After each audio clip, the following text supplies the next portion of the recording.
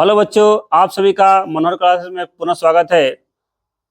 आज हम लोग क्लास 10 विज्ञान अध्याय 4 कार्बन और कार्बन के यौगिक, जो पिछले हम लोग वीडियो में 6 प्रश्नों तो देखे थे। अब इसमें हम 7वें प्रश्न स्टार्ट करेंगे। और देखिए, हम लोग 7वां प्रश्न है कि ग्लेशियल एसिटिक अम्ल क्या है। एसिटिक अम्ल बनाने की किसी एक विधि का रासायनिक समीकरण दीजिए। एसिटिक अम्ल की निम्न से क्रिया बताइए।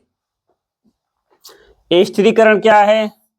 NOH के साथ अभिक्रिया बताना है, NaHCO3 के साथ अभिक्रिया बताना है, सोडियम कार्बोनेट के साथ अभिक्रिया, अथवा एसिटिक अम्ल का IUPAC नाम बताइए। एथेनोइक अम्ल के दो रासायनिक गुणों का रासायनिक समीकरण एवं दो उपयोग लिखिए। बच्चों, ये भी बहुत महत्वपूर्ण प्रश्न है। आप देख ही सकते हैं कि परीक्षाओं में कितनी बार ये आए हुए हैं, और ये भी आया हुआ है। तो चलिए इसको हम लोग देखते हैं कि ग्लेशियल एसिटिक अम्ल क्या है। बच्चों, ग्लेशियल एसिटिक अम्ल क्या है तो बताएंगे कि 16.5 डिग्री सेंटीग्रेड पर एसिटिक अम्ल जमकर चमकीले बर्फ के समान ठोस पदार्थ में परिवर्तित हो जाती है, जिसे ग्लेशियल एसिटिक अम्ल कहते हैं। मतलब बच्चों, जो एसिटिक अम्ल है 16.5 सेंटीग्रेड पर जमकर चमकीले बर्फ के समान ठोस पदार्थ में परिवर्तित हो जाता है, और जिसे क्या कहा जाता है? ग्लेशियल एसिटिक अम्ल कहते हैं। एसिटिक अम्ल का IUPAC नाम बच्चों होता है एथेनोइक अम्ल। बच्चों, IUPAC नाम कैसे इसका पड़ा है? एथेनोइक अम्ल हम लोग एक वीडियो लेके आऊंगा IUPAC नाम का, उसमें बताऊंगा आपको। तो बच्चों, आप इसको याद रखिए, एसिटिक अम्ल का IUPAC नाम क्या होता है? एथेनोइक अम्ल। एसिटिक अम्ल या एथेनोइक अम्ल बनाने की विधि, कैसे इसको बनाया जाएगा बच्चों? तो समझते हैं हम लोग कि एथिल अल्कोहल के ऑक्सीकरण विधि द्वारा। हम लोगों ने पिछले वीडियो में देखा था बच्चों कि एथिल अल्कोहल का ऑक्सीकरण कराया गया था K14 द्वारा, तो क्या बना था? एसिटिक अम्ल बना था। तो वही कह रहा बच्चों कि जब एथिल अल्कोहल को क्षारीय पोटेशियम परमैंगनेट द्वारा ऑक्सीकरण कराते हैं तो एसिटिक अम्ल बनता है। समझिए कैसे बच्चों? एसिटिक अम्ल किसको बनाना? Ethyl alcohol C2H5OH। बच्चों, इस पे किसको लाना है? क्षारीय पोटेशियम परमैंगनेट को, क्षारीय KMnO4 प्लस उष्मा भी चाहिए बच्चों, ठीक है। और यहाँ पे हम लोग लाएंगे 2 ऑक्सीजन, नवजात ऑक्सीजन को, तो ये बनेगा एसिटिक अम्ल CH3COOH। अब बैलेंस करने के लिए यहाँ पे बच्चों जल बाहर निकलेगा। यही बच्चों होता है एसिटिक अम्ल। एसिटिक अम्ल, ठीक है बच्चों। आगे देखते हैं बच्चों, आगे का एसिटिक अम्ल के रासायनिक गुण क्या है, खूब पूछा जाता है पेपरों में। कह कि जब एसिटिक अम्ल को सांद्र H2SO4 की उपस्थिति में एथिल अल्कोहल के साथ 140 सेंटीग्रेड तक गर्म किया जाता है तो एस्टर एथिल एसीटेट बनता है, और इस प्रकार की क्रिया को एस्टरीकरण कहते हैं। समझते हैं बच्चों ध्यान से। कह रहे कि जब एसिटिक अम्ल को CH3COOH, जब एसिटिक अम्ल को सांद्र H2SO4 की उपस्थिति में एथिल अल्कोहल के साथ, यानी कि C2H5OH के साथ बोला सांद्र H2SO4, सांद्र H2SO4 के साथ बच्चों क्रिया कराएंगे तो बनेगा एस्टर एथिल एसीटेट। क्या बनेगा? CH3COOC2H5 प्लस बच्चों जल बाहर निकलेगा। इसका नाम है बच्चों एथिल एसीटेट। क्या नाम है बच्चों? Ethyl acetate. बच्चों, यहाँ पे 140 डिग्री सेंटीग्रेड भी लिखना है। 140 डिग्री सेंटीग्रेड टेम्परेचर भी होना चाहिए। दूसरा इसका गुण देखेंगे बच्चों कि एसिटिक अम्ल का सोडियम हाइड्रोक्साइड के साथ क्रिया तो बनता है सोडियम एसीटेट बनता है। रिएक्शन को देख लीजिए, CH3COOH, इसको तो जान ही गए कि एसिटिक अम्ल है, ये एसिटिक अम्ल है बच्चों। और इसकी क्रिया किससे हो रही है? तो सोडियम हाइड्रोक्साइड से हो रही है। किससे हो रही है? NaOH से क्रिया हो रही है। तो ये बनेगा सोडियम एसीटेट, यानी कि बनेगा CH3CO Na प्लस जल बनेगा, इसी को बोला जाता है सोडियम एसीटेट।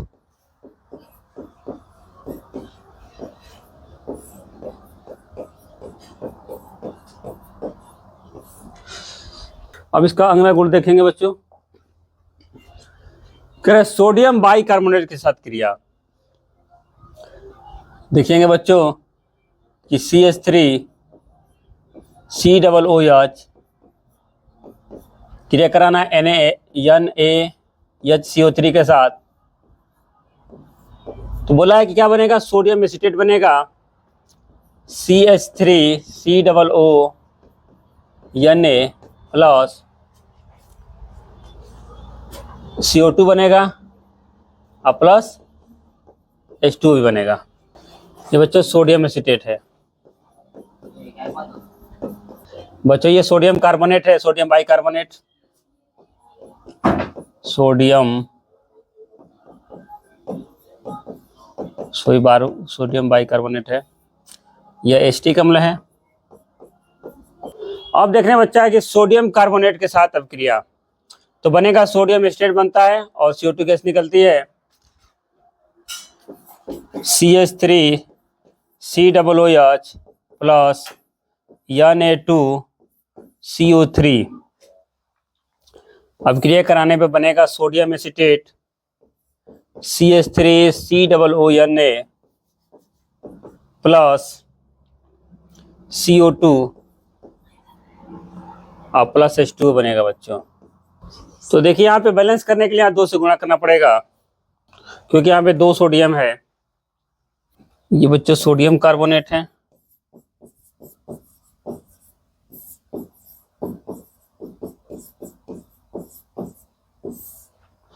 तो ये मुख्य रूप से 4 रासायनिक गुण थे बच्चों एसिटिक अम्ल का। तो देखिए 3 में तो क्या बना, इसमें भी सोडियम एसीटेट बन रहा है, सोडियम एसीटेट, और इसके पहले भी एक हम आपको बताए थे, तो वहां पर भी सोडियम एसीटेट बना था। देखिए यहाँ पे तो आप आसानी से याद कर सकते हैं, बस एक में बनना है एथिल एसीटेट, बाकी 3 में तो सोडियम एसीटेट ही बन रहा है। अब देखेंगे बच्चों एसिटिक अम्ल का उपयोग क्या क्या होता है। तो पहला इसका उपयोग है बच्चों कि आचारों के लिए परिरक्षक का कार्य करता है। आचार का क्या करता है बच्चों? सुरक्षा प्रदान करता है। दूसरा है कि प्रयोगशाला में अभिकर्मक के रूप में काम आता है। तीसरा है कि कागज और रेशम उद्योग में प्रयोग होता है। और चौथा है बच्चों की सुगंध के निर्माण के काम आता है, सुगंध बनाने के भी काम आता है बच्चों एसिटिक अम्ल। तो हम लोगों ने एसिटिक अम्ल के बारे में जाना, बनाने की विधि समझा, रासायनिक गुण समझा और इसके उपयोग को भी समझा। इसके बाद से बच्चों प्रश्न है कि एथिल एल्कोहल बनाने की किन्हीं 2 विधियों का रासायनिक समीकरण लिखिए और एथिल एल्कोहल के निम्नलिखित अभिक्रिया लिखिए। तो हो रहा है कि निर्जलीकरण क्या होता है? सोडियम धातु के साथ क्रिया, क्षारीय के एमोनोफोर के साथ क्रिया और 443 केल्विन पर शांत सल्फ्यूरिक अम्ल के साथ क्रिया। अथवा यही प्रश्न किस प्रकार पूछा जा सकता है कि एथिल एल्कोहल बनाने की किसी एक विधि का वर्णन कीजिए। एथिल एल्कोहल की 4 रासायनिक अभिक्रियाओं के रासायनिक समीकरण लिखिए और इसके 2 उपयोग भी लिखिए। तो बच्चों प्रश्न पूछने का कैसा कैसा स्टाइल होता है मैंने यहाँ पे बोर्ड पे दिखाया है आपको। अब इसका हम लोग उत्तर देखेंगे। सबसे पहले देखा जाएगा कि एथिल एल्कोहल या एथेनॉल बनाने की विधि क्या है। तो एथिल ब्रोमाइड के जल अपघटन या प्रयोगशाला विधि द्वारा। तो जब एथिल ब्रोमाइड का क्षार KOH या नम सिल्वर ऑक्साइड AgOH द्वारा जल अपघटन कराने पर एथिल एल्कोहल बनता है बच्चों। तो देखेंगे बच्चों, एथिल ब्रोमाइड है, इसका सूत्र होता है C2H5Br, और इसकी क्रिया कराना है क्षार द्वारा यानी KOH के द्वारा। जल अपघटन कराएंगे तो बच्चे बनेगा एथिल एल्कोहल, बनेगा C2H5OH, और यहाँ से जो ये K होगा KBr बना लेगा, यानी कि पोटेशियम ब्रोमाइड बन जाएगा यहाँ से। इसी का नाम है बच्चों एथेनॉल, एथेनॉल बच्चों इसका नाम है। इसका नाम है बच्चों एथिल ब्रोमाइड, एथिल ब्रोमाइड। तो बच्चों यही प्रयोगशाला विधि पूछी जाती है। इसके बाद हम लोग इसको देखेंगे रासायनिक गुण क्या क्या होता है। तो देखते हैं रासायनिक अभिक्रियाएं क्या क्या है इसकी। तो पहला है निर्जलीकरण। निर्जलीकरण में क्या होता है कि जब एथिल एल्कोहल को सांद्र H2SO4 के साथ 160 से 170 सेंटीग्रेड तक गर्म किया जाता है तो एथिलीन गैस बनती है, और इस प्रकार की क्रिया को निर्जलीकरण कहते हैं। करेक्ट बच्चों, जब एथिल एल्कोहल को C2H5OH, जब एथिल एल्कोहल को किसको बोला है, सांद्र H2SO4 की उपस्थिति में, सांद्र H2SO4 कितना गर्म करना है भैया, 160 से 170, 160 से 170 सेंटीग्रेड गर्म किया जाएगा तो ये एथिलीन गैस बनती है। क्या बनेगा, एथिलीन गैस, यानी बनेगा C2H4, C2H4, इसका नाम है एथिलीन, प्लस जल। तो यही कह रहा है कि जब एथिल अल्कोहल को सांद्र H2SO4 के साथ 160 से 170 सेंटीग्रेड तक गर्म किया जाता है तो एथिलीन गैस बनती है, और इस प्रकार की क्रिया को निर्जलीकरण कहते हैं। दूसरा इसका गुण देखेंगे बच्चों, रासायनिक गुण। दूसरा गुण है कि सोडियम धातु के साथ क्रिया। सोडियम धातु के साथ एथिल अल्कोहल को गर्म करने पर हाइड्रोजन गैस निकलती है। तो देखिए बच्चों, C2H5OH, इसकी क्रिया करानी है सोडियम के साथ, तो ये बच्चों बनेगा 2NaOC2H5, अब प्लस H2 गैस क्या होगी, मुक्त होगा। बैलेंस करने के लिए बच्चों यहाँ 2 से गुणा करना पड़ेगा। इसका नाम बच्चों sodium ethoxide, sodium ethoxide.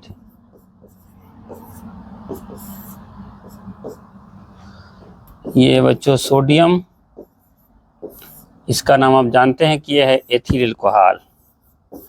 Ethyl alcohol को ही बच्चों एथेनॉल भी बोला जाता है। Ethyl alcohol. अगला गुण है बच्चों कि क्षारीय के अम्ल के साथ क्रिया, तो बच्चों बनता है एसिटिक अम्ल। देख लीजिए इसको भी, C2H5OH क्षारीय KMnO4, तो बनेगा बच्चों एसिटिक अम्ल CH3COOH प्लस H2 क्या से गैस जल निकलेगा बाहर, इसी का नाम है बच्चों एसिटिक अम्ल। एसिटिक अम्ल नाम है बच्चों। चौथा गुण है बच्चों के एसिटिक अम्ल के साथ क्रिया। देखिए बच्चों, एसिटिक अम्ल को एथिल अल्कोहल के साथ 140 सेंटीग्रेड तक गर्म किया जाता है तो एस्टर एथिल एसीटेट बनता है। एसिटिक अम्ल CH3COOH plus ethyl alcohol C2H5OH, जब इसकी क्रिया होती है बच्चों तो बनता है एथिल एसीटेट CH3COO C2H5। इसी का नाम है बच्चों एथिल एसीटेट। Ethyl acetate.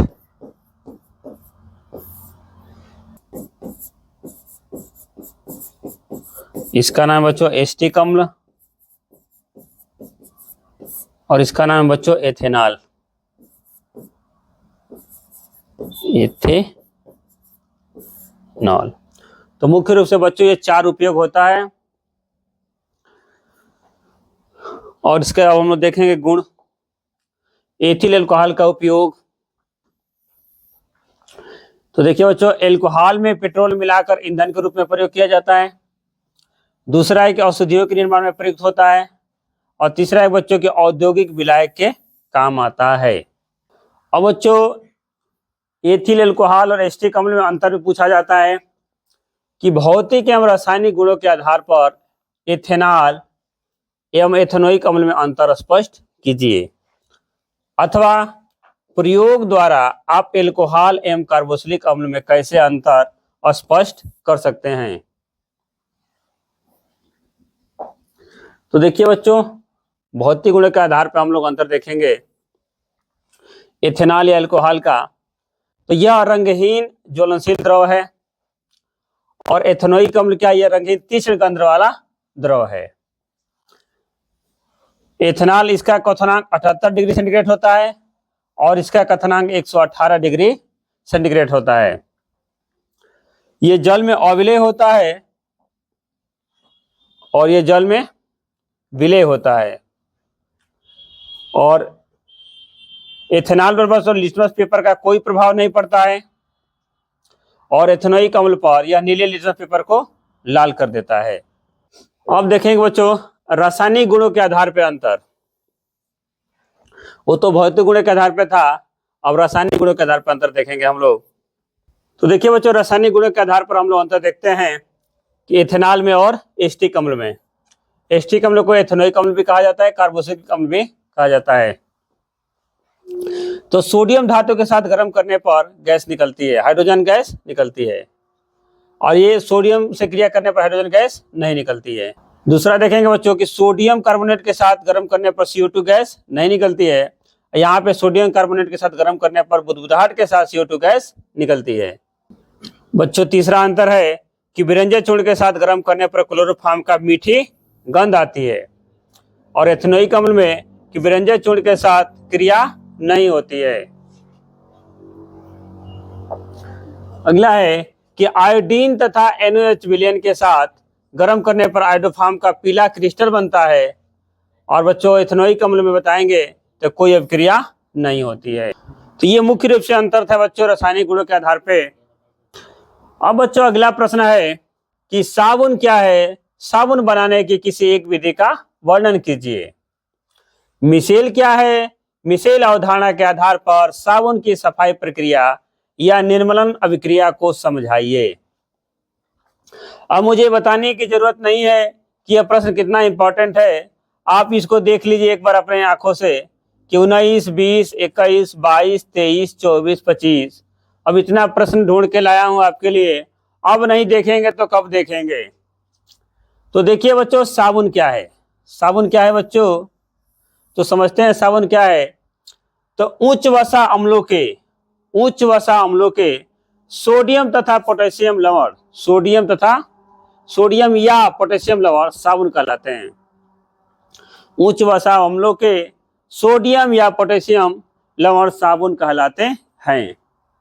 जैसे सोडियम स्टेरेट, इसका सूत्र होता है बच्चों C17H35COONA और दूसरा होता है पोटेशियम स्टेरेट जो C17H35COO अब देखेंगे बच्चों साबुन बनाने में क्या क्या पदार्थ चाहिए। साबुन के निर्माण में प्रयुक्त कच्चे पदार्थ। तो पहला बच्चों चाहिए आपको चाहिए क्षारक। क्षारक में NaOH मिल जाए चाहे या KOH मिल जाए।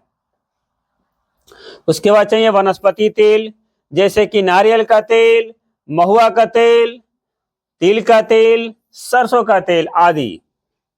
ये आपको कच्चे पदार्थ चाहिए बच्चों। इसके बाद साबुन बनाने की आधुनिक विधि क्या है बच्चों। तो देखते हैं बच्चों साबुन बनाने की आधुनिक विधि। कि सर्वप्रथम तेल या वसा का जिंक ऑक्साइड उत्प्रेरक की उपस्थिति में जल अपघटन कराने पर ग्लिसरॉल और वसा अम्ल प्राप्त होता है। फिर कम दाब पर आसवन विधि से वसा अम्ल को पृथक कर लेते हैं। अंत में वसा अम्ल का NaOH या KOH के साथ जल अपघटन कराने पर साबुन प्राप्त होता है। सर्वप्रथम तेल या वसा का क्या करना बच्चों, तेल या वसा का बच्चों, तेल और वसा का जिंक ऑक्साइड उत्प्रेरक उपस्थिति में जल अपघटन, जल से क्या कराना बच्चों, इसका क्रिया कराना है। किसकी उपस्थिति में, तो बोला जिंक ऑक्साइड की उपस्थिति में बच्चों, ZnO। इसको गर्म करना है बच्चों 250 डिग्री सेंटीग्रेड 250। तो बच्चों कह रहा है कि सर्वप्रथम तेल या वसा का जिंक ऑक्साइड उत्प्रेरक की उपस्थिति में जल अपघटन कराने पर ग्लिसरॉल और वसा अम्ल बनता है।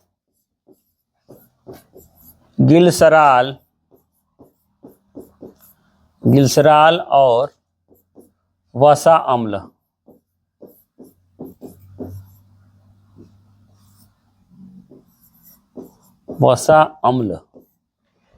देखिए बच्चों, ये मैंने लिखा है, जो यहाँ पे लिखा है उसी को यहाँ पे हम लोग प्रेजेंट कर रहे हैं कि सर्वप्रथम तेल या वसा का जिंक ऑक्साइड उत्प्रेरक की उपस्थिति में जल अपघटन कराने पर ग्लिसरॉल और वसा अम्ल प्राप्त होता है।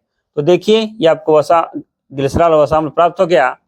फिर कह रहा है कि फिर कम दाब पर, फिर इसी को क्या करना है बच्चों, इसी को पूरा कम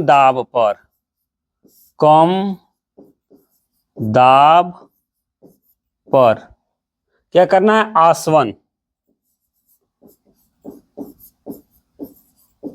आसवन करने पर बच्चों क्या मिलेगा, वसा अम्ल मिलेगा। इसके बाद हमको क्या मिलेगा बच्चों, वसा अम्ल प्राप्त होगा। फिर बच्चों वसा अम्ल को क्या कर पृथक कर लेंगे। अंत में वसा अम्ल को फिर इनको फिर क्रिया कराएंगे किससे, NaOH या KOH के साथ। तो KOH के साथ जल अपघटन कराने पर साबुन बनता है। इसके बाद बच्चों लास्ट में जाके आपको क्या मिलेगा, साबुन मिलेगा। पुनः इस कहानी को पुनः एक बार और समझते हैं हम लोग। कह रहे कि सर्वप्रथम तेल या वसा का जिंक ऑक्साइड उत्प्रेरक की उपस्थिति में, ये देखिए जिंक ऑक्साइड उत्प्रेरक है, उत्प्रेरक को स्थिर के ऊपर रखा जाता है। जल अपघटन, ये देखिए जल भी है, कराने पर ग्लिसरॉल और वसा अम्ल प्राप्त होता है। तो ग्लिसरॉल बनेगा और वसा अम्ल बनेगा। इसके बाद इसी को पुनः क्या करेंगे, फिर कम दाब पर आसवन करेंगे। उसी को हमने क्या किया, कम दाब पर आसवन किया।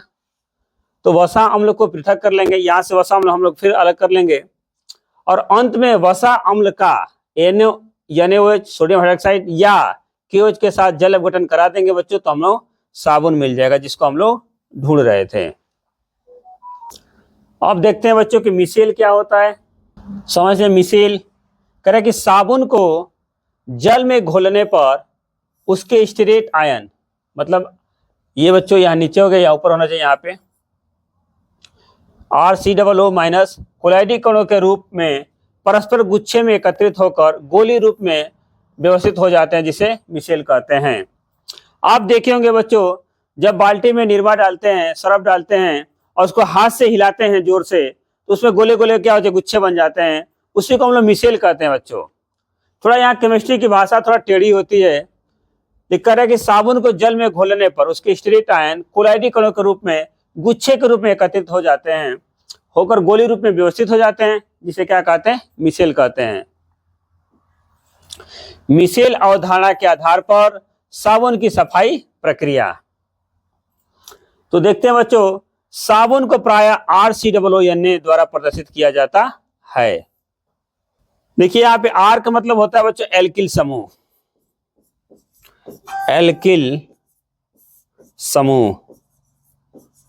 और सर एल्किल समूह क्या होता है, तो बच्चों एल्किल समूह होता है CnH2n+1। कहने का मतलब है बच्चों कि जितना कार्बन होगा उसके दुगना से एक अधिक क्या होगा, हाइड्रोजन होगा। जैसे मैं कहूं कि यहाँ पे 17 को हाइड्रोजन है, कार्बन है, तो हाइड्रोजन की संख्या बताइए। तो आप क्या करेंगे बच्चों कि 17 दूनी 34, एक 35 हो जाएगा। यही एल्किल समूह होता है बच्चों, इस बात को याद रख सकते हैं। अब समझते हैं, करें कि साबुन को प्राय RCOO द्वारा प्रदर्शित किया जाता है। साबुन को जल में घोलने पर निम्न प्रकार से आयनों में विभक्त हो जाते हैं। RCONA। बच्चों जब इसको जल में घोला जाएगा तो RCOO माइनस चार्ज और प्लस Na प्लस चार्ज, ये अलग हो जाएगा। जो ये बच्चों हम लोग को मिला है RCOO माइनस चार्ज, ये बच्चों इसके भी दो भाग होते हैं। देखिए लिया रिलायन RCOO के कितने होंगे, के भी दो भाग होते हैं, एक अध्रुवी भाग होता है, एक ध्रुवी भाग होता है। जैसे कि अध्रुवी भाग R एक लंबी श्रृंखला वाला समूह, जैसे C15 H31 कामा C17 H35 आदि। तो देखिए बच्चों अध्रुवी भाग क्या होता है कि R एक लंबी श्रृंखला वाला समूह जैसे कि C15 H31 C17 H35 आदि होता है, जिसे अध्रुवी भाग या जल विरोधी भाग कहते होता है। इसको अध्रुवी भाग बोला जाता है या इसको जल विरोधी भाग कहा जाता है। देखिए बच्चों ध्रुवी भाग क्या होता है, कार्बोक्सिलिक आयन जैसे कि COO-1 चार्ज है, ये जल से नहीं होता है, इसीलिए इसे ध्रुवी भाग कहते हैं। देखिए यहाँ पे जो लिखा R को क्या कहते हैं, अध्रुवी भाग बोला जाता है, और ये जो O को क्या बोलेंगे, ध्रुवी भाग, जिसमें क्या आएगा COO-1 चार्ज आएगा। करें कि जब साबुन को जल में घोला जाता है तो अनेक RCOO- चार्ज समूह कोलाइडी कणों के रूप में एकत्रित हो जाते हैं, और इन कोलाइडी कणों में ऋणावेशित कार्बोक्सिलिक आयन COO- चार्ज जल के संपर्क में रहते हैं तथा अध्रुवी एल्किल समूह जो R है, चित्र के अनुसार जल से दूर रहते हैं। इस प्रकार कणों को मिशेल कहते हैं। देखिए बच्चों ये चित्र में दिखाया गया है मिशेल का निर्माण। बच्चों ये जो ये टेढ़ा टेढ़ा बना है, इसी को कहा जाता है R, और R को कहा जाता है अध्रुवी।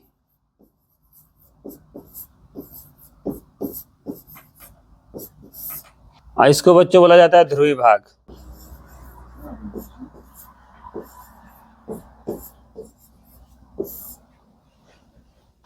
देखिए बच्चों जब गंदे कपड़ों को साबुन के जल में बने कोलाइडी विलयन में डाला जाता है तो विलयन धूल, तेली, चिकनाई को अवशोषित कर लेते हैं तथा धूल, तेली व चिकनाई के कण को मिशेल के केंद्र में समा जाते हैं, जिससे उनकी कपड़े पर पकड़ कमजोर हो जाती है, जिससे धूल, चिकनाई के कण कपड़े से दूर हो जाते हैं और कपड़े साफ हो जाते हैं।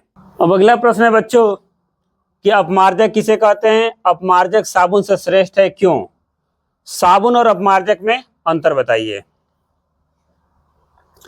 तो देखिए बच्चों अपमार्जक हिंदी है, इसका अंग्रेजी क्या होता है, डिटर्जेंट। आप निरमा खरीदे होंगे, घड़ी विधि उस पर लिखा रहता है डिटर्जेंट। करेक्ट। अपमार्जक एक विशेष प्रकार के कृत्रिम रासायनिक पदार्थ हैं जिसमें साबुन की तरह मैल साफ करने का गुण पाया जाता है, परंतु साबुन नहीं होते हैं। इन्हें कृत्रिम साबुन या संश्लेषित अपमार्जक भी कहते हैं, जैसे कि सोडियम लॉरेट सल्फेट है, CH3 CH2 11 है, इसके बाद OSO3 Na पे +1 चार्ज, और दूसरा है कि sodium p dodecyl benzene sulphonate. ये सब बच्चों अपमार्जक हैं। अपमार्जक क्या है, एक विशेष प्रकार का कृत्रिम रासायनिक पदार्थ है जो साबुन की तरह मैल को साफ करने का गुण पाया जाता है, मगर ये साबुन नहीं है। आगे देखते हैं, करें कि अपमार्जक साबुन से श्रेष्ठ है क्यों? तो देखिए निम्नलिखित कारणों से अपमार्जक साबुन से उत्तम या श्रेष्ठ होते हैं। पहला है कि अपमार्जक कठोर जल में भी शीघ्रता से पर्याप्त झाग देते हैं, जबकि साबुन कठोर जल के साथ झाग नहीं देते हैं। पहला गुण हो गया बच्चों कि ये जो अपमार्जक होता है बच्चा कठोर जल में भी झाग देगा, मृदु जल में भी झाग देगा। दूसरा गुण है कि साबुन की तुलना में अपमार्जक जल में अधिक विलेय होता है, आसानी से जल में घोलेंगे तो घुल जाएगा। अपमार्जकों में मैल साफ करने की क्षमता साबुन की तुलना में अधिक होती है। चौथा गुण है बच्चों, अपमार्जकों का जलीय विलयन उदासीन होता है, अतः अपमार्जकों कोमल वस्त्रों जैसे कि ऊनी, रेशमी को हानि नहीं पहुंचाते हैं, जबकि साबुन का विलयन क्या होता है बच्चों, क्षारीय होता है, जो कोमल वस्त्रों को सफाई करने के लिए हानिकारक होते हैं। अपमार्जक का विलयन होगा बच्चों वो उदासीन होगा, इसलिए कोमल वस्त्रों का क्या करेगा, नुकसान नहीं पहुंचाएगा, जबकि साबुन का जलीय विलयन क्या होगा, क्षारीय होगा, जो कोमल वस्त्रों को नुकसान पहुंचाता है। अब देखेंगे बच्चों कि साबुन और अपमार्जक में अंतर बता दीजिए। तो देखिए, अपमार्जक कृत्रिम सल्फोनिक अम्ल के सोडियम लवण होते हैं, जैसे कि सोडियम लाइल सल्फेट, जबकि साबुन उच्च वसा अम्लों के सोडियम या पोटेशियम लवण होते हैं, जैसे कि सोडियम स्टेरेट। दूसरा अंतर समझेंगे कि अपमार्जक मानव निर्मित पेट्रोलियम हाइड्रोकार्बन से बनाए जाते हैं, जबकि साबुन प्राकृतिक स्रोतों से वनस्पति तेल या जंतु वसा तथा NaOH की क्रिया द्वारा बनाए जाते हैं। तीसरा गुण है बच्चों कि अपमार्जक कठोर जल के साथ भी झाग उत्पन्न करते हैं, जबकि साबुन कठोर जल के साथ झाग उत्पन्न नहीं करते हैं। और अगला अंतर है बच्चों कि अपमार्जक की धावन क्षमता साबुन की तुलना में अधिक होती है, जबकि साबुन की धावन क्षमता अपेक्षाकृत कम होती है। अपमार्जक से ज्यादा कपड़ा साफ हो जाएगा और साबुन से कम इसकी क्षमता होती है बच्चों। अपमार्जक का जलीय विलयन उदासीन होने के कारण यह कोमल वस्त्रों को नुकसान नहीं पहुंचाते हैं, जबकि साबुन का जलीय विलयन क्षारीय होने के कारण यह कोमल वस्त्रों को नुकसान पहुंचाते हैं। अब देखेंगे बच्चों कुछ महत्वपूर्ण प्रश्न है कि निम्नलिखित पर संक्षिप्त टिप्पणी लिखिए कि साबुनीकरण क्या होता है, एस्टरीकरण क्या होता है और निर्जलीकरण क्या होता है। तो सबसे पहले हम लोग देखेंगे साबुनीकरण। देखेंगे बच्चों साबुनीकरण क्या है कि जब तेल और वसा अम्ल का क्षार द्वारा जल अपघटन कराया जाता है तो ग्लिसरॉल और साबुन बनता है, और इस प्रक्रिया को साबुनीकरण कहते हैं। जब तेल और वसा का क्षार द्वारा जल अपघटन कराया जाता है तो ग्लिसरॉल और साबुन बनता है, और इस प्रक्रिया को साबुनीकरण कहते हैं।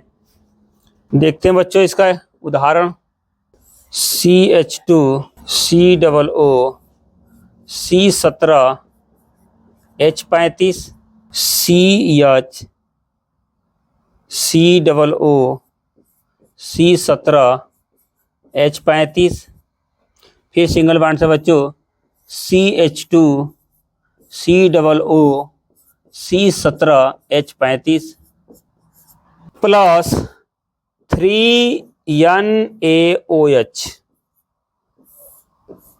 बनेगा बच्चों CH2OH CHOH बनेगा CH2OH। अब बच्चों बनेगा प्लस 3C17 H35 COONA। बच्चों इसको बोला जाता है साबुन। ये बच्चों साबुन का सूत्र हो गया C17 H35 COONA, और ये ग्लिसरॉल है बच्चों, ग्लिसरॉल।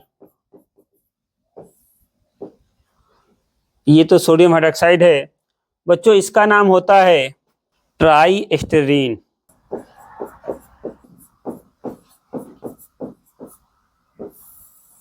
तो बच्चों उम्मीद करता हूं कि ये बात आपको समझ में आई होगी साबुनीकरण। अब आगे देखते हैं कि एस्टरीकरण क्या होता है। कह रहे कि जब सांद्र सल्फ्यूरिक अम्ल की उपस्थिति में एथेनोइक अम्ल तथा एथिल अल्कोहल के मिश्रण को 140 सेंटीग्रेड तक गर्म किया जाता है तो एस्टर बनता है, और इस प्रकार की क्रिया को एस्टरीकरण कहते हैं। देखिए बच्चों, एथेनोइक अम्ल बोला है CH3COOH, और एथिल अल्कोहल बोला है C2H5OH। किसकी उपस्थिति में बच्चों? तो सांद्र सल्फ्यूरिक उपस्थिति में, सांद्र H2SO4 की उपस्थिति में करना है बच्चों। कितना गरमाना है इसको? तो 140 गरमा दीजिए इसको। तो बनेगा बच्चों एस्टर, यानी कि बनेगा CH3COOC2H5 बनेगा, और प्लस बच्चों बनेगा जल। बच्चों इसका नाम है एथिल एसीटेट, एथिल एसीटेट, जिसे कहा जाता है एस्टर। और यह अभिक्रिया क्या कहलाती है? एस्टीकरण कहलाती है। ये एसिटिक अम्ल है, एसिटिक अम्ल।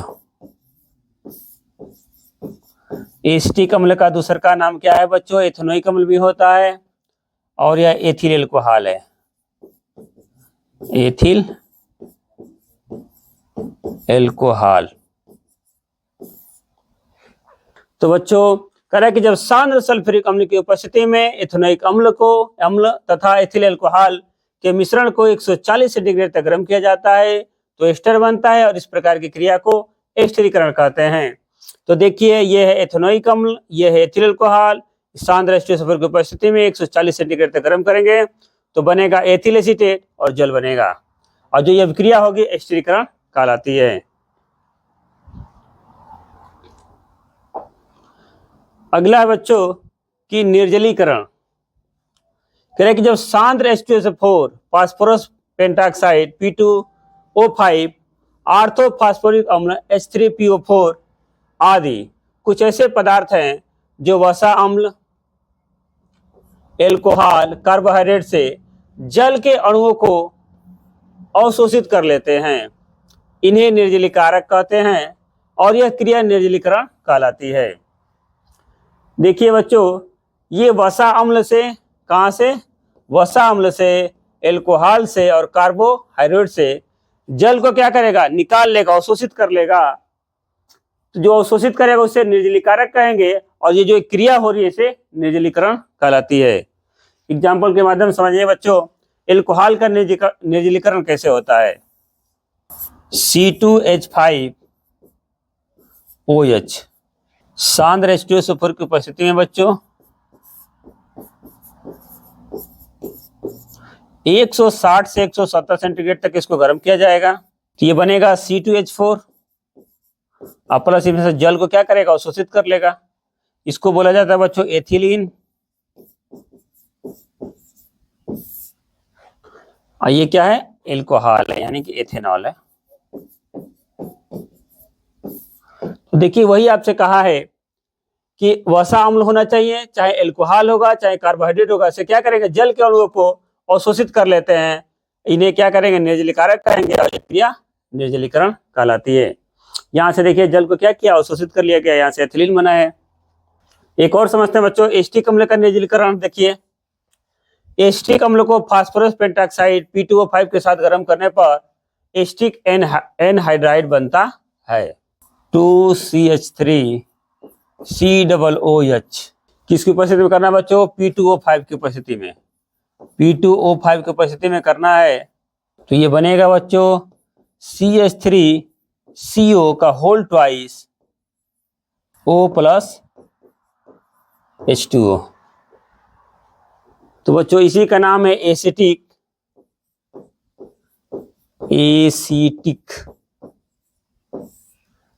अनहाइड्राइड।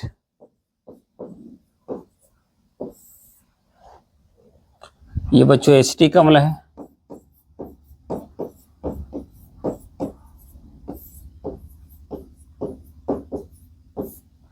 तो बच्चों आज के लिए इतना ही, मिलते हैं अगले वीडियो में अलग ऊर्जा के साथ।